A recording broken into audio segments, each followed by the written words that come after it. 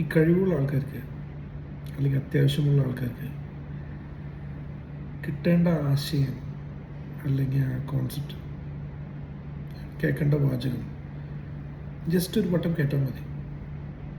അത് 5 മിനിറ്റിൻ്റെയോ 10 മിനിറ്റിൻ്റെയോ 15 മിനിറ്റിൻ്റെ മണിക്കൂറോ നീണ്ടു നിൽക്കുന്ന പ്രസൻറ്റേഷൻസ് ഒന്നും ആവേണ്ട ആവശ്യമില്ല.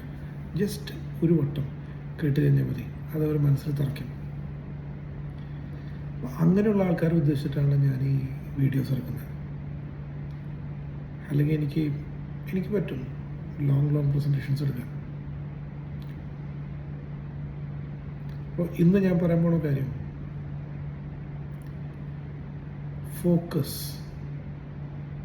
ഈ ഫോക്കസ് എന്നുള്ളത് ഒരു ട്രെയിൻഡ് സ്കില്ലാണ്. ഡിസ്ട്രാക്ഷൻ്റെ അതേപോലെ